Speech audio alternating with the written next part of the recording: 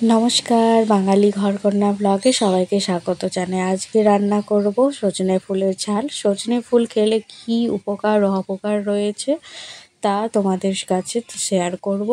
আমার এই রকম হেলথ টিপস পেতে অবশ্যই আমাকে সাবস্ক্রাইব করে বেল আইকনটা বাজিয়ে রাখো, যাতে তোমাদের কাছে সরাসরি আমার ভিডিওটা আগে পৌঁছে যায়। দেখো, গাছে পুরো ফুলে ভরে আছে, পুরো গাছে পাতার থেকে ফুল বেশি হয়ে গেছে। এই দেখো, বাবা সকালবেলায় গিয়ে কত ফুল কুড়িয়ে নিয়ে এসেছে, কত সুন্দর লাগছে ফুলগুলো। আর এর উপকারিতা মানে ফুল পাতা সবেতেই রয়েছে এর গুণ। একে মহা ওষুধ বলা যেতে পারে। দেখেই বুঝতে পারছো কতটা ফ্রেশ, এতটাই টাটকা যে দেখেই বোঝা যাচ্ছে। চলো এবার রান্নাটা বসিয়ে দিই। রান্নাটা করতে করতেই তোমাদের সঙ্গে কথা বলবো, হেলথ টিপসগুলো তোমাদের সঙ্গে শেয়ার করব। রান্নার জন্য আমি এখানে কড়াইটা বসিয়ে দিয়ে তেলটা গরম করতে দিয়ে দিলাম। এরপর আমি এর মধ্যে বড়ি দেব। বড়ি দিলে খেতে খুব সুন্দর লাগে, তাই আমি এখানটায় কিছুটা বড়ি দিয়ে ভেজে নেব।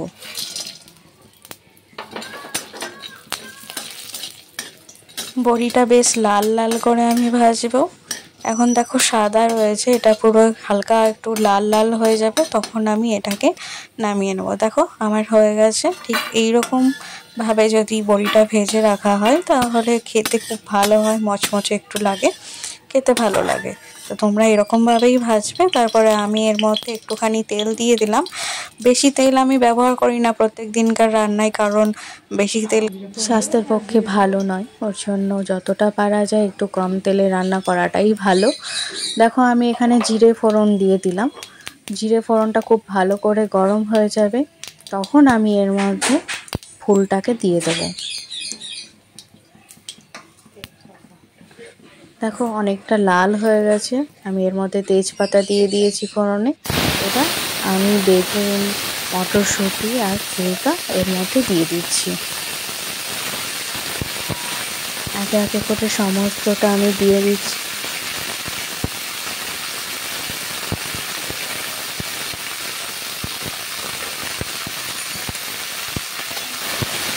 এবার খুব ভালো করে আমাকে মিশিয়ে নিতে হবে, যাতে প্রত্যেকটার গায়ে খুব ভালো করে আঁচটা লাগে। আমি এর মধ্যে লবণ দিলাম।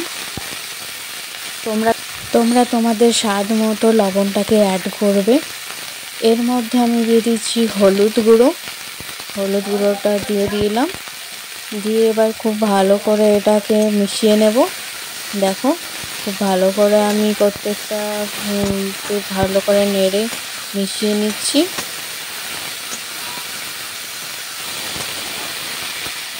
এবার খানিকক্ষণ এটাকে নেড়ে নেওয়ার পর এর মধ্যে অ্যাড করছি আদা, জিরে, লঙ্কা আর টমেটো বাটা।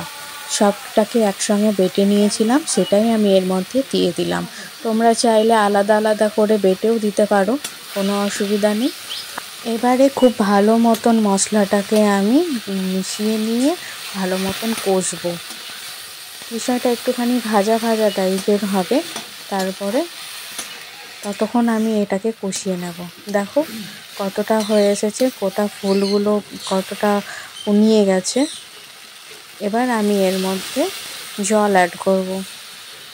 পরিমাণ মতন আমি এখানে জল অ্যাড করেছি। এবার ভেজে রাখা বড়িগুলো এর মধ্যে দিয়ে দিলাম।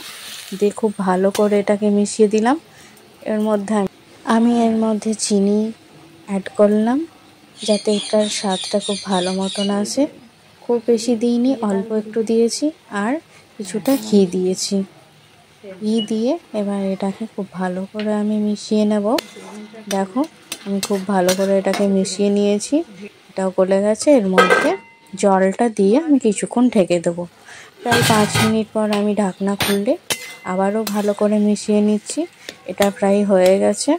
দেখো বেগুনগুলোকে একটু করে আমি কেটে দিয়ে দেখলাম যে সেদ্ধ হয়ে গেছে কিনা।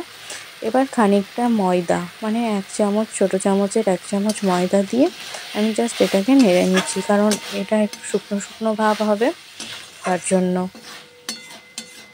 এটা প্রায় হয়ে এসেছে, এবার আমি এটাকে নামিয়ে নিচ্ছি। দেখো কত সুন্দর হয়েছে। বিশেষ করে ঠান্ডা লেগে বুকে গলায় সংক্রমণ হলে সজনে ফুল খেলে ভীষণ উপকার হতে পারে।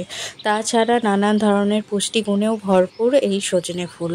এতে আছে vitamin A, B1, B2, B3 এবং সি রয়েছে।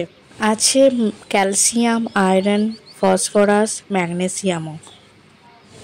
শরীরে যে কোনো ধরনের প্রদাহ নাশ করতে সাহায্য করে সজনে ফুল। বাতের ব্যথা থেকে কার্ডিওভাস্কুলার রোগ সবেতেই কাজ করে এই সজনে ফুলের অ্যান্টি ইনফ্লেমেটরি গুণ।